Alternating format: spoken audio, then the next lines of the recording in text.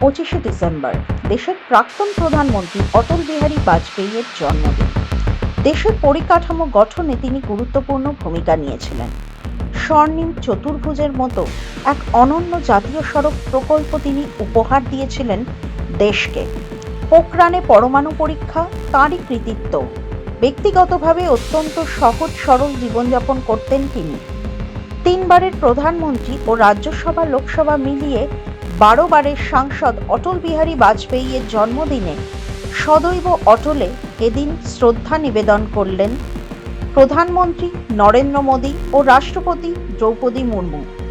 শ্রদ্ধা নিবেদন করতে হাজির ছিলেন বিজেপির কার্যকরী সভাপতি নীতিন নবীনও।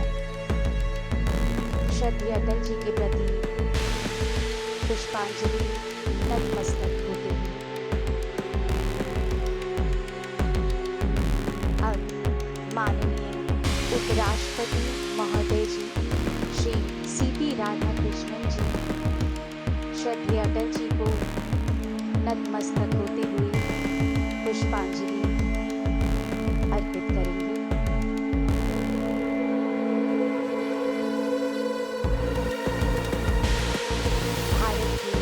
प्रधानमंत्री श्री नरेंद्र मोदी जी अब पुष्पांजलि श्रद्धेय अटल जी के प्रति नतमस्तक होते हुए पुष्पांजलि अर्पित कर रहे हैं।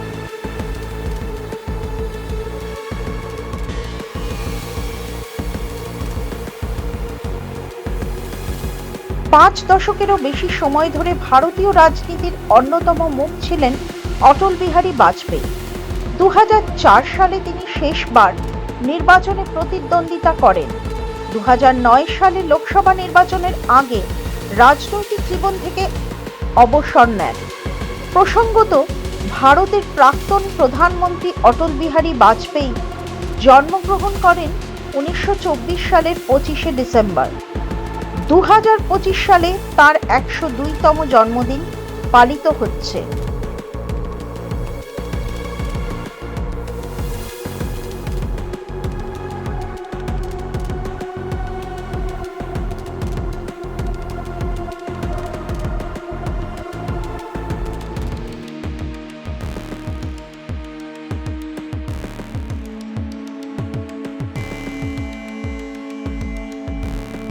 রাজ্য বিজেপির তরফ থেকেও এদিন প্রয়াত প্রাক্তন প্রধানমন্ত্রী অটল বিহারী বাজপেয়ীকে শ্রদ্ধা জানানো হয়।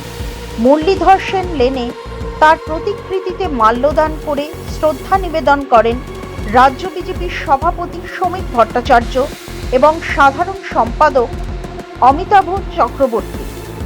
বিজেপির রাজ্য সভাপতি শ্রমিক ভট্টাচার্য বলেন, অটলজিকে কাছ থেকে দেখেছি, তার স্পর্শ পেয়েছি।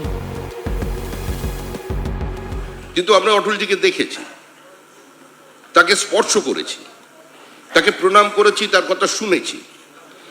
তার বক্তব্যের খণ্ডিত খণ্ডিত কিছু অংশ এখনো আমাদের অন্তরের অন্তঃস্থলে একটা মধুর স্মৃতি নিয়ে বেঁচে আছে। অটল বিহারী বাজপেয়ী 3 বার দেশের প্রধানমন্ত্রী হিসেবে দায়িত্ব পালন করেছেন। 1996 সালে যুক্তফ্রন্ট সরকারের পতনের পর প্রথমবার তিনি প্রধানমন্ত্রী হন, কিন্তু মাত্র 16 দিনের মাথায় তিনি পদত্যাগ করতে বাধ্য হন। তারপর 1998 সালে তিনি দ্বিতীয়বার প্রধানমন্ত্রী হন, কিন্তু 13 মাস পর লোকসভার আস্থা ভোটে পরাজিত হয়ে তাঁর সরকারের পতন হয়। এরপর 1999 সালের লোকসভা নির্বাচনে বিজেপি সংখ্যাগরিষ্ঠ আসনে জয়লাভ করলে তৃতীয়বার প্রধানমন্ত্রী হন তিনি।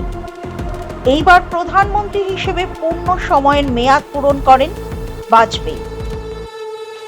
ব্যুরো রিপোর্ট, মাধ্যম। ত্রিপুরা এক অপরিসীম সৌন্দর্য ও সমৃদ্ধ মিশ্র সংস্কৃতির ভূমি।